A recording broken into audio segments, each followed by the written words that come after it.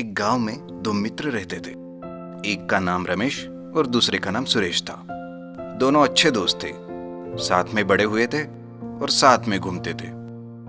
एक दिन दोनों बाजार से जा रहे थे। अरे सुरेश, क्या तुम्हें भूख लगी है? हाँ रमेश, मुझे भूख लगी है। तो चलो चने खरीदते हैं। लेकिन रमेश, मेरे पास उतना पैसे नहीं है। अरे कोई बात नहीं, पैसे तो मेरे पास भी नहीं है। तो फिर हम चने कैसे खरीदेंगे? एक काम करते हैं, हम दोनों आधे आधे पैसे निकालते हैं और चने खरीदते हैं। ठीक है। दोनों पैसे निकालते हैं और चने खरीदते हैं। चने लेने के बाद रमेश बस थोड़े से ही चने सुरेश को देता है। अरे रमेश, ये क्या बात है? तुमने ज्यादा चने लिया और मुझे बस थोड़े ही दिया, जबकि हमने आधे आधे पैसे निकाले थे, तो हिस्सा भी बराबर होना चाहिए ना। अरे सुरेश, जो तुम कह रहे हो ठीक है, पैसे आधे आधे निकाले, लेकिन ये सुझाव तो मेरा ही था ना, इसलिए मैंने ज्यादा चने लिए। लेकिन ये तो बहुत गलत है, सुझाव के भी कोई पैसे लेते हैं भला? ये बात करके दोनों भी चने खाते हुए घर चले जाते हैं। फिर एक दिन रमेश एक व्यापार का सुझाव लेकर सुरेश के पास आता है। अरे सुरेश, मुझे एक व्यापार करने का सुझाव तुम्हें बताना है, क्या तुम सुनना चाहोगे? हाँ हाँ रमेश, बताओ, मुझे सुनना चाहूंगा। तो सुनो, हम दोनों मिलके एक ब्रेड पकौड़ा का ठेला गांव के चौराहे में लगाते हैं। इस व्यापार में कम लागत और ज्यादा मुनाफा है। अच्छा, ये सुझाव तो मुझे भी अच्छा लगा। ठीक है, बताओ, इसके लिए हमें क्या करना चाहिए? बस हम दोनों मिलके पैसे इकट्ठा करते हैं, एक ठेला, साथ साथ जो चीजें लगेगी वो खरीद लेते हैं, और हर महीने जो मुनाफा आएगा उसे बराबर के हिस्से में बांट लेते हैं। ठीक है। और दूसरे ही दिन ब्रेड पकौड़ा का ठेला गांव के चौराहे में लगाते हैं। ले लो, ताजा ताजा गर्मा गर्म ब्रेड पकौड़ा खा लो। आओ आओ, एकदम फ्रेश है, अभी अभी गर्मा गर्म निकाला है, ताजा ताजा ब्रेड पकौड़ा है, खा लो। कुछ ही दिनों में दोनों अच्छा रुपया कमा लेते हैं। फिर महीने के आखिर में रुपए का हिस्सा बराबर बांटने की बारी आती है।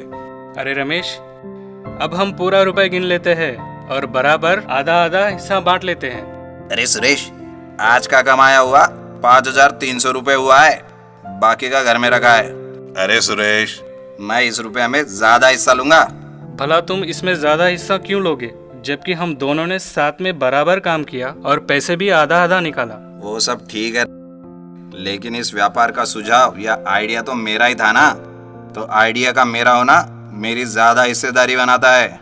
नहीं रमेश, तुम ये गलत बात कह रहे हो, तुम ऐसा नहीं कर सकते। ठीक है, एक काम करते हैं, गांव के जंगल में एक वृक्ष पर वृक्ष देवता रहते हैं, हम उनके पास जाकर उनसे पूछते हैं कि मुझे ज्यादा हिस्सा मिलना चाहिए या फिर नहीं। ये सब करने की क्या जरूरत है, लेकिन फिर तुम कहते हो तो चलते हैं। ब्रेड पकौड़ा का ठेला बंद करके दोनों अपने अपने घर जाते हैं। लेकिन घर में आने के बाद सुरेश सोचता रहता है कि रमेश बहुत ही चालाक आदमी है। इसके पहले भी रमेश ने चने खरीदते वक्त सुझाव के नाम पर ऐसा ही किया था और मुझे चने कम दिए थे। मुझे कल ध्यान रखना पड़ेगा। हे वृक्ष देवता, क्या आप हमारी मदद कर सकते हैं? कौन मुझे पुकार रहा है? कौन हो तुम बालक, और मैं तुम्हारी कैसे सहायता कर सकता हूँ? हे वृक्ष देवता, ये मेरा मित्र है। हम दोनों ने कुछ दिन पहले एक व्यापार शुरू किया था, जिसमें हमें काफी फायदा हुआ है। अब जब हिस्सेदारी की बात आई है, तो मैंने मेरे मित्र को मुझे ज्यादा हिस्सा देने की बात कही है, लेकिन ये मना कर रहा है। लेकिन तुम्हें ज्यादा हिस्सा क्यों चाहिए? वो इसलिए वृक्ष देवता, क्योंकि ये व्यापार मैंने सुझाया था, इसका जो आइडिया था वो मेरा था, इसलिए। फिर तो सही कह रहे हो। सुनो बालक सुरेश, तुम्हें ज्यादा हिस्सा रमेश को देना पड़ेगा, यही सही रहेगा, क्योंकि रमेश ने इस व्यापार का सुझाव दिया था। सुरेश थोड़ा सोच में गिरता है। जब रमेश ने मुझे वृक्ष देवता से मिलवाया, तब उसने मेरा नाम नहीं बताया। फिर इस वृक्ष देवता को कैसे पता कि मेरा नाम सुरेश है? जरूर दाल में कुछ काला है, मुझे कुछ करना होगा। सोचने के बाद सुरेश कुछ पत्ते और लकड़ियां जमा करके वृक्ष देवता के नीचे जलाने लगता है। अरे बचाओ, आग, आग, कोई बचाओ मुझे, मैं चल रहा हूँ। अरे रमेश, ये वृक्ष देवता तो आदमी की जैसे बात कर रहा है और इसे जलन भी महसूस हो रहा है। मुझे नहीं पता सुरेश, ये क्या हो रहा है। ऐसा बोलकर रमेश के चेहरे का रंग उड़ जाता है और उतने में ही रमेश के पिताजी उस वृक्ष से नीचे गिरते हैं। क्यों रमेश, तो ये है तुम्हारे वृक्ष देवता। अच्छा काम कर रहे हो तुम। मुझे फंसाना चाहते हो, मुझे बेवकूफ बनाकर ज्यादा हिस्सा लेना चाहते हो, क्यों? मुझे माफ करो सुरेश, मैं बहुत शर्मिंदा हूँ। दरअसल ये मेरे पिताजी है और मैंने इन्हें ऐसे करने के लिए कहा था। हमें माफ कर दो, हम तुम्हारे हाथ जोड़ते हैं। देखो रमेश, इससे पहले भी तुमने मेरे साथ ऐसे ही किया था, लेकिन तुम मेरे मित्र हो समझ के मैंने तुम्हें कुछ नहीं कहा। लालच बहुत बुरी बला होती है मित्र, ऐसा कभी किसी के साथ नहीं करना। सुरेश उसे माफ कर देता है और वे दोनों अच्छे से व्यापार करने लगते हैं। नालंदा नाम के एक गांव में भोलू नाम का एक आदमी रहता था। भोलू सिर्फ नाम का भोलू था, लेकिन दिमाग से वो बहुत तेज था। वो काम नहीं करता था। उसके पिताजी भी उससे कुछ काम करने के लिए हमेशा कहते रहते, लेकिन वो कहता है कि पिताजी, मुझे किसी के पास काम नहीं करना, बल्कि खुद का एक होटल लगाना है। लेकिन भोलू के इस बात पर उसके पिताजी कहते हैं, अरे बेटा, इतने रुपए मेरे पास नहीं है, मैं इस मामले में तुम्हारी कोई मदद नहीं कर सकता। एक दिन भोलू सोच रहा था कि किसी भी तरीके से कुछ रुपए का इंतजाम करना पड़ेगा, जिससे कि उसका होटल शुरू हो जाए। वो अपने पिताजी से कहता है, पिताजी, हमारी जो जमीन है वो पूरी बंजर हो चुकी है, उसमें कोई अनाज भी नहीं उगा सकते और ना ही कोई उसे खरीदना चाहता है। उसके पिताजी उससे पूछते हैं, तुम कहना क्या चाहते हो बेटा? भोलू कहता है, पिताजी, अगर आप उस खेत की पावर ऑफ अटर्नी मेरे नाम कर देंगे तो उसे मैं बैंक में गिरवी रखकर कुछ लोन ले सकता हूं, जिससे मिले रुपए से मैं अपना ब्रेकफास्ट का होटल शुरू कर सकता हूं। उसके पिताजी भी भोलू की इस बात को मान जाते हैं और पावर ऑफ अटर्नी भोलू के नाम कर देते हैं। भोलू दूसरे ही दिन बैंक में जाकर लोन लेता है और अपना होटल शुरू करता है। भोलू होटल तो शुरू करता है, लेकिन उसके सामने जो होटल होता है उसकी वजह से उसका होटल कुछ खास नहीं चलता।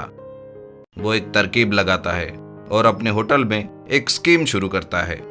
वो होटल के बाहर एक मेनू बोर्ड लगाता है, जिसमें होटल के खाने के रेट बहुत ही कम लिखे होते हैं। ये देखकर लोग उसके होटल में खाने के लिए टूट पड़ते हैं और इस बात से सामने का होटल वाला उसे बात करने के लिए भोलू को बुलाता है।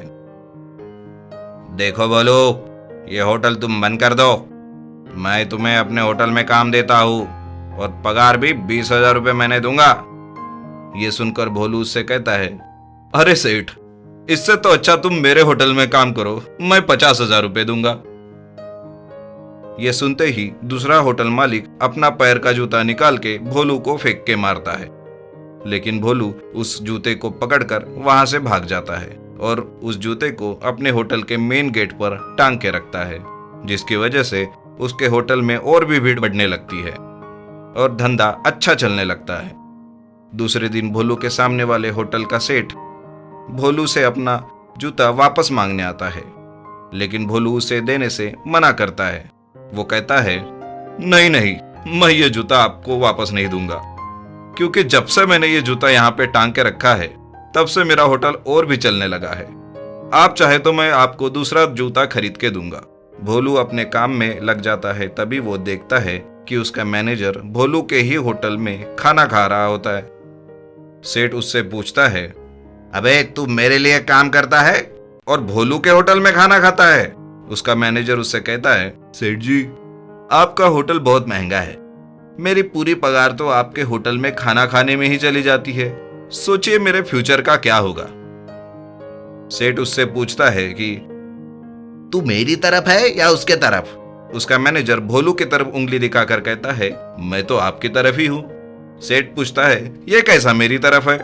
मैनेजर कहता है, उंगली उसके तरफ है सेठ जी, लेकिन दिल आपकी तरफ। इस बात से सेठ चिढ़ जाता है और मैनेजर को कहता है, तू अब मार खाएगा मेरे हाथ से। मैनेजर हंसता है और कहता है, सेठ जी आप सठिया गए हैं, और भाग जाता है। दूसरे दिन सेठ अपने होटल में नया मेनू बोर्ड लगाता है जिसमें सारे खाने के दाम भोलू के होटल से बहुत कम होते हैं।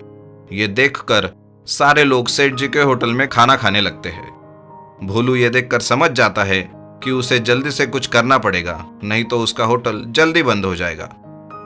दूसरे दिन सेठ होटल में आता है। सेठ बहुत खुश होता है, उसे लगता है कि उसकी ये तरकीब काम कर गई। लेकिन जैसे ही वो अपनी कार से उतरता है वो देखता है कि भोलू के होटल के सामने लंबी लाइन लगी होती है। सेठ अपने मैनेजर से पूछता है, ये सब क्या है? भोलू के होटल के सामने इतनी लंबी लाइन क्यों है? मैनेजर सेठ जी को बताता है, ये लोग खाना खाने के लिए लंबी लाइन में इंतजार कर रहे हैं। जो लोग खाना खा रहे हैं उनका होने के बाद वो उठेंगे, तभी ये लाइन में खड़े लोग बैठेंगे। सेठ जी पूछता है कि ऐसा कैसे हो सकता है? तब मैनेजर सेठ जी को होटल के सामने लगा हुआ बोर्ड दिखाता है जिसमें लिखा होता है, भाइयों और बहनों, आओ और पेट भर के खाना खाओ, जब जी में आए चुकाओ या मत चुकाओ। इस तरह से सेठ जी अपना सर पकड़ कर बैठते हैं और अपना होटल बंद कर देते हैं।